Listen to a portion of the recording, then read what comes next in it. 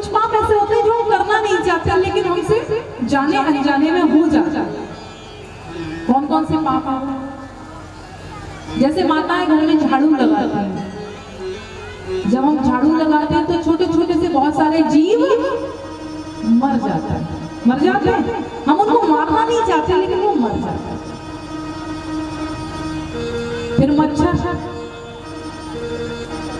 यहाँ तो महाराज बोलते ही मच्छर, तो मच्छर काटे, अब मन तो कर रहा है कि जीव हत्या मत करो, लेकिन जब वो काटे तो हाथ मुझे सट तो मच्छर क्या हो जाए, गोविंदाय नमो नमः, है कि नहीं? बहुत मच्छर मारा, तो मच्छर मारे, हम तो नहीं मारना चाहते उन्हें, लेकिन अब वो काटे तो हम मर जाते हैं। मक्खी हो गई, छोटे छोटे से और भी जीव होते हैं। जैसे गांव में खेती होती है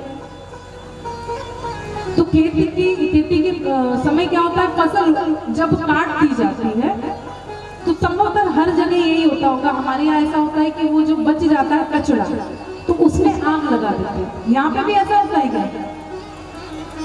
नरवाई जो होती है, कचरा रह जाता है, फसल काटने के बाद उसमें आग लगा देते हैं।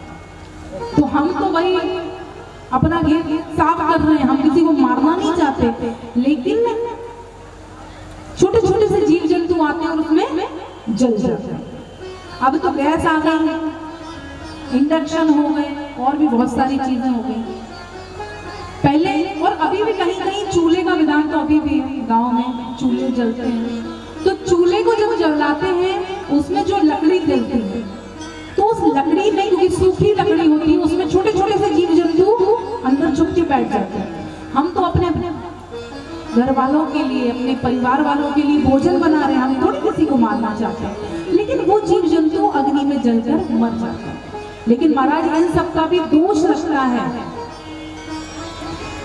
तो अब दोष लगेगा, पाप लगेगा, तो क्या करेंगे? फिर कुछ तो करना पड़ेगा।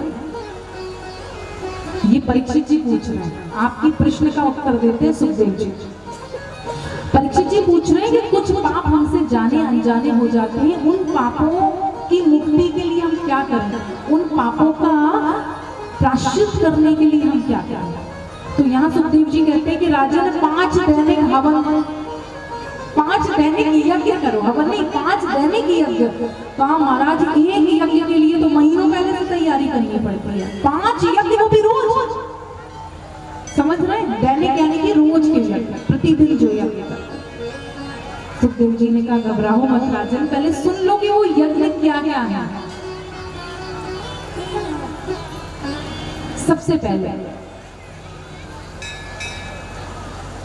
पहला यज्ञ है गौग्रास निकालना। गौग्रास समझते हैं? नहीं महाराज, पहली रोटी है, बोले हमारी ही पहली। कौन की? जल्दी बताओ माताओं, होम मिनिस्टर तो तुम ही हो, अब वो थोड़ी बताएंगे कि कौन की, आप ही बताओगे। पहली रोटी, हाँ ऐसी आवाज आनी चाहिए। पहली रोटी गौ माता को दो। गौग्रास निकालना बहुत जरूरी है, लेकिन आजकल गौग्रास नहीं निकलता। आजकल क्या होता है, रोटी बन रही है, जल्दी आटा लगा, आओ जी गरम गरम खाओ जी, सुनिए गरम गरम रोटी बन रही है, खा लीजिएगा। हैं? तो जो रोटी गाय को देनी वो पति को खिला रहे हैं। पहले होते थे महाराज, पतियों में कहते थे पुरुष जो हैं वो सिंह के समान दहाड़ते थे। अब ये प्रजाति आजकल कम देखी जाती है, ये विलुप्त हो रही है। अब पति सिंह जैसे नहीं दहाड़ते, अब पति कहते हाँ जी, हैं? वो पत्नियां दहाड़ रही हैं। क्यों? क्योंकि गैया की रोटी, गौ माता की रोटी खिला खिला के सिंह को तुमने गौ माता बना दिया।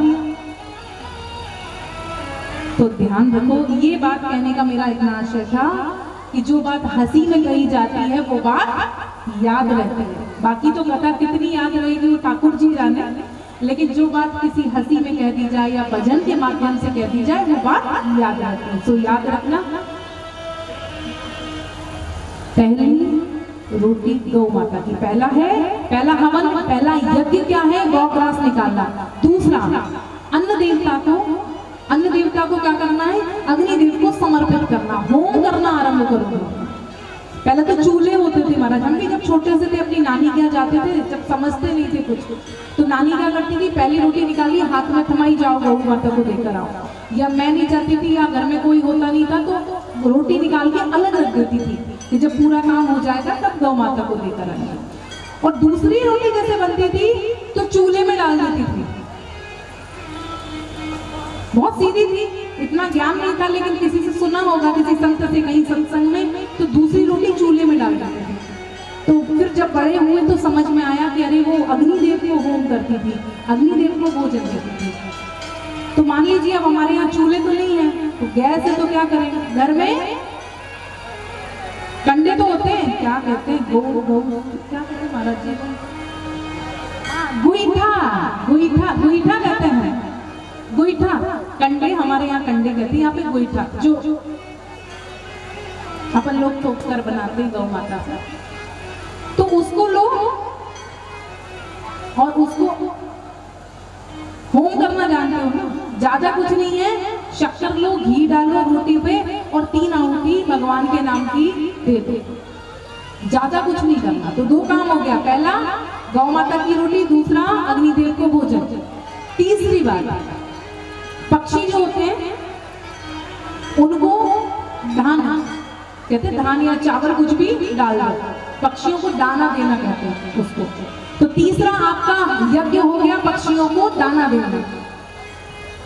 चौथा काम, चींटियां जानते हो, चींटियों को तो चिंटियां ही कहते होंगे और क्या, तो चींटियां जो होती हैं उनको भोजन देना। तो उनको भोजन कैसे देंगे, थोड़ा सा आटा लो, उसको सेक लो, उसमें थोड़ी सी शक्कर डाल दो, अपने घर के बाहर जो भी पेड़ है या कुछ भी है वहां जाके आप पेड़ की जड़ में थोड़ा सा आटा डालना शुरू करोगे ना, वो जो मैंने बताया सेक करके शक्कर डाल के, जैसे सत्यनारायण भगवान की कथा में बनता है, तो वो डालना शुरू करोगे तो 2-3 दिन में वो चींटियां आने लगेंगी।